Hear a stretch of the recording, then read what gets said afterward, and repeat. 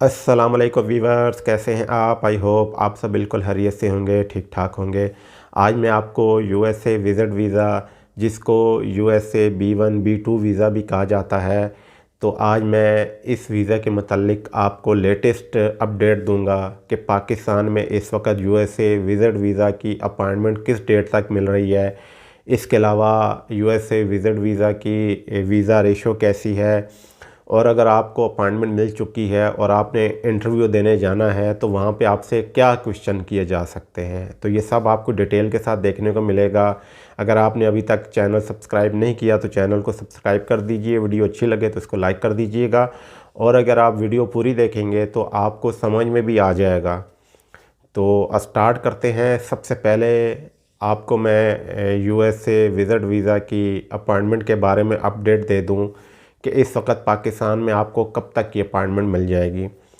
अगर आप अपॉइंटमेंट लेना चाहते हैं तो इस वक्त आपको इस्लामाबाद के अंदर सितंबर अक्टूबर की अपॉइंटमेंट मिलेगी, और इसी तरह कराची के अंदर भी अगर आप लेना चाह रहे हैं तो आपको 2023 फरवरी तक अपॉइंटमेंट मिलेगी। लेकिन ऐसा नहीं है, बिल्कुल ऐसा शो हो रहा होता है। जो नए लोग होते हैं जब वो अपॉइंटमेंट चेक करते हैं तो उनको यही शो होता है कि 2022 के एंड में या 2023 के स्टार्ट में। लेकिन कुछ तरीके ऐसे हैं कि अगर आप उन तरीक़ों के ज़रिए उस टाइम पर अगर आप चेक करते हैं तो आपको अपॉइंटमेंट जल्दी की मिल सकती है। आपको फरवरी मार्च 2022 की भी अपॉइंटमेंट मिल सकती है। तो वो कैसे आपको मिलेगी, और ये आपको एक मैं बताता चलूँ कि अगर आपने अपने वीज़ा B1 B2 यानी कि जिसको DS-160 फार्म कहा जाता है वो फ़िल कर लिया है और आपने वीज़ा फ़ीस जमा करवा दी है, तो उसके बाद आप अपॉइंटमेंट चेक कर सकते हैं और अपॉइंटमेंट ले सकते हैं। तो आपके पास 3 चांसेस होते हैं, यानी कि 3 चांसेस होते हैं, 3 दफ़ा आप अपनी अपॉइंटमेंट रीशेड्यूल कर सकते हैं। तो अगर आपने फ़र्स्ट टाइम अपॉइंटमेंट ले ली, आपको बहुत दूर की अपॉइंटमेंट मिली है, तो उसके बाद आपने क्या करना है कि आपने चेक करना है। चेक किस टाइम करना है? सुबह के टाइम आपने चेक करना है, तकरीबन 7 बजे से लेकर सुबह 10 बजे तक, इसके दरमियान आपने चेक करना है। तो जब आप चेक करेंगे तो आपको करीब की अपॉइंटमेंट मिल जाएगी, यानी कि आपको इस्लामाबाद में फरवरी मार्च की भी अपॉइंटमेंट मिल सकती है। ज़्यादा भी अगर मिली तो अप्रैल 2022 की आपको अपॉइंटमेंट मिल जाएगी। इसी तरह अगर कराची की बात की जाए तो कराची में भी चांस है कि आपका तुक्का लग जाए, आपको फरवरी मार्च 2022 की अपॉइंटमेंट मिल जाए। लेकिन ज़्यादा से ज़्यादा भी हुआ तो आपको अप्रैल की अपॉइंटमेंट लाजमन मिल जाएगी अगर आप इस सुबह के टाइम में 7 बजे से लेकर 10 बजे तक चेक करेंगे। लेकिन ऐसा भी नहीं है कि आपने हर 5 मिनट के बाद चेक करना है, क्योंकि अगर आप 3-4 बार चेक कर लेंगे एक दिन में तो आप उसके बाद जो है ना चेक नहीं कर सकेंगे, तो आपके ऊपर बैंड लगा दिया जाएगा। आप नेक्स्ट डे चेक कर सकते हैं। तो इस तरह आप अपॉइंटमेंट ले सकते हैं जल्दी की। तो इसके बाद अगर बात की जाए वीज़ा रेशो की, तो इस वक्त यूएसए वीज़ा की रेशो बहुत अच्छी जा रही है। अगर आपकी प्रोफाइल ठीक है तो आपको बआसानी ये यूएसए का वीज़ा मिल सकता है।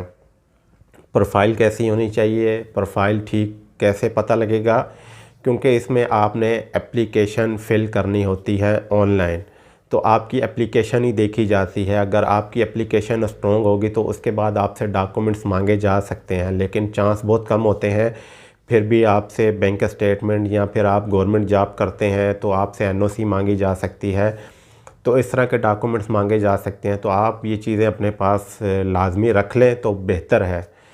तो आपने एप्लीकेशन कैसे फ़िल करनी है, किस तरह आपको वीज़ा आसानी से मिल सकता है। तो एप्लीकेशन के अंदर कुछ मेन पॉइंट्स होते हैं, कुछ टाइप्स देखी जाती हैं। जैसे आपकी सोशल लाइफ है पाकिस्तान में, वो आपने एप्लीकेशन में लिखा हुआ होता है। अनमैरिड है, मैरिड है, तो ये भी आपके बहुत अच्छी प्रोफाइल होने के लिए ज़रूरी है कि अगर आप मैरिड हैं। उसके बाद आपकी ट्रैवल हिस्ट्री भी मैटर करती है, लेकिन अगर आपकी 2-3 कंट्रीज़ की भी ट्रैवल हिस्ट्री है तो इस पे भी आपको वीज़ा मिल सकता है। तो सबसे ज़्यादा इस पे मैटर करता है कि आप यूएसए क्यों जाना चाह रहे हैं। बिज़नेस वीज़ा पे जाना चाह रहे हैं या टूरिज़म पे जाना चाह रहे हैं। अगर टूरिस्ट पे जाना चाह रहे हैं तो आपने उसमें डिटेल देनी है कि आप किस जगह पे जाएंगे। तो आपने वो होटल का नाम लिखना होता है बीच में, और इसके बाद आपकी जो फाइनेंशियल जो स्टेटस है वो बहुत मायने रखता है। तो इसमें अगर आपकी जॉब है, जॉब अच्छी है आपकी 1 लाख से ऊपर अगर इनकम है आपकी, और अगर आपका बिज़नेस है, अच्छा बिज़नेस है और आपने उसमें शो किया हुआ है कि आपकी इनकम बहुत अच्छी है, तो आपकी एप्लीकेशन इस तरह स्ट्रॉन्ग हो जाएगी। तो जब आपकी एप्लीकेशन स्ट्रॉन्ग हो जाएगी तो आपके वीज़ा मिलने के चांसेस ज़्यादा हो जाएंगे। तो जिस तरह मैंने बताया, अगर एप्लीकेशन आपकी स्ट्रॉन्ग है तो वीज़ा ऑफिसर पहले ही माइंड बना लेता है कि आपको वीज़ा देना है कि नहीं देना है। तो अगर इस तरह की प्रोफाइल है तो उसके ऊपर 90% वीज़े लग रहे हैं। तो उसके बाद आपसे क्या क्वेश्चन किए जा सकते हैं? आपसे सबसे पहला क्वेश्चन यही किया जाएगा कि आप क्यों जा रहे हैं। तो अगर आप बिज़नेस वीज़ा पे जा रहे हैं तो आप बता देंगे कि जी मैं बिज़नेस वीज़ा पे जा रहा हूँ, मेरे पास कोई इनविटेशन आया हुआ है, तो मेरी बिज़नेस मीटिंग है। या फिर आप टूरिज़म के लिए जाना चाह रहे हैं तो आपने सिर्फ शार्ट सा बता देना है कि जी मैं टूरिज़म पर्पस के लिए जा रहा हूँ।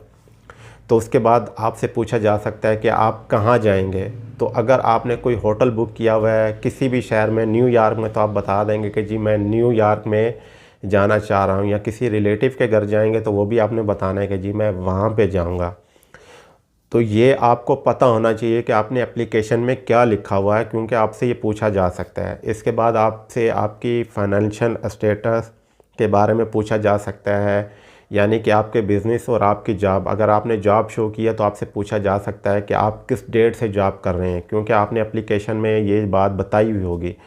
तो अगर आपने गलत आंसर दे दिया तो आपका वीज़ा रिफ्यूज़ हो सकता है। तो आपने वही आंसर देना है जो आपने एप्लीकेशन में लिखा हुआ है। और इसी तरह बिज़नेस के मुतालिक पूछा जा सकता है कि आप किस डेट से ये बिज़नेस आपने स्टार्ट किया हुआ है। तो इसलिए आपने एप्लीकेशन देखी हुई होनी चाहिए और आपको पता होना चाहिए। और आपकी मंथली इनकम, बेशक वो बिज़नेस है या आपकी जॉब है, तो वो आपसे पूछा जा सकता है।